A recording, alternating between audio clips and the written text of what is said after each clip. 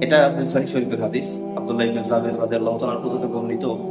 তিনি বলেন, রাসূলুল্লাহ সাল্লাল্লাহু আলাইহি ওয়াসাল্লাম বলেন যে আল্লাহ দুটি নিয়ামতের ব্যাপারে তোমরা অধিকাংশই ধোঁকার মধ্যে আছে। যার মধ্যে একটা হচ্ছে অবসর সময়, 2 নম্বর হচ্ছে সুস্থতা।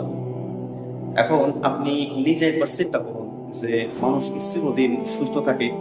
না, কোনো না কোনো সময় সে অসুস্থ হয়ে যায়। মানুষ কি চিরদিন অবসর থাকে? না, কোনো না কোনো সময় সে ব্যস্ত হয়ে যায়। তো এই যে দুইটি নিয়ামত, এই দুইটি নিয়ামতের ব্যাপারে আমরা অধিকাংশই ধোঁকার মধ্যে আছি। কে বলছেন এই কথা? রাসূলুল্লাহ সাল্লাল্লাহু আলাইহি ওয়াসাল্লাম। একটা সময় চাইলেই আপনি 20 থেকে 25 মিনিট ধরে 2 রাকাত নামাজ পড়তে পারবেন না। একটা সময় চাইলেই আপনি ব্যস্ততার কারণে 5 ওয়াক্ত নামাজ সঠিকভাবে আদায় করতে পারবেন না। অতএব এই যে অবসর সময় আপনি আছেন এখন, বা যখনই আমরা অবসর থাকি, সেই সময়টাকে আল্লাহর ইবাদতে, আল্লাহর জন্য, আল্লাহর দ্বীনের জন্য সময় লাগাবেন।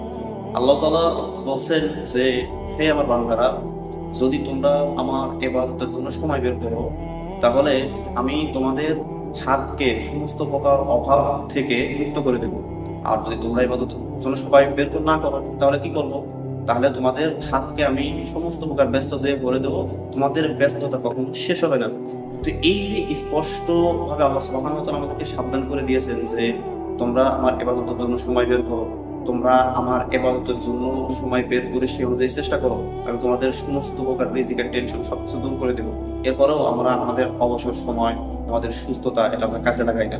ইবনে সাদ্দাদ রাদিয়াল্লাহু তাআলা আনহু থেকে বর্ণিত, রাসূলুল্লাহ সাল্লাল্লাহু আলাইহি ওয়াসাল্লাম বলেন যে এই দুনিয়ার তুলনায় আখিরাত কেমন, বা আখিরাতের তুলনায় দুনিয়া কেমন, এটা যদি বুঝতে চাও তাহলে তোমার আঙ্গুলকে গভীর সমুদ্রে ডুবিয়ে দাও।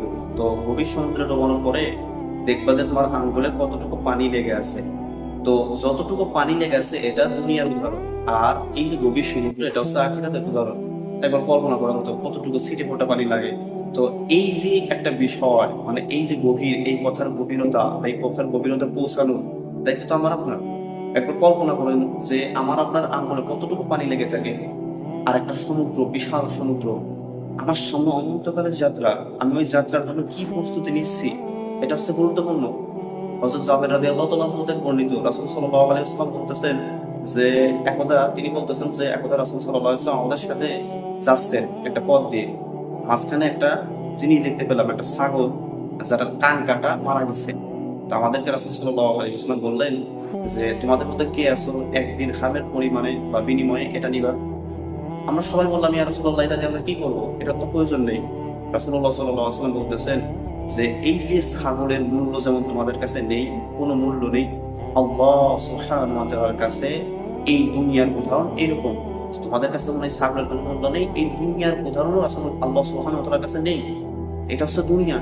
এখানে এভাবে থাকা উচিত, এই উদ্দেশ্য নিয়ে থাকা উচিত, এই কথা থেকে যেটা আসে, যে উদ্দেশ্য আমাদের মাথায় আসে, এটা নিয়ে থাকা উচিত। অথচ আমরা সেই অনুযায়ী চেষ্টা সাধনা করি না। আল্লাহ আমাদেরকে ওই অনুযায়ী চেষ্টা সাধনা করার তৌফিক দিন।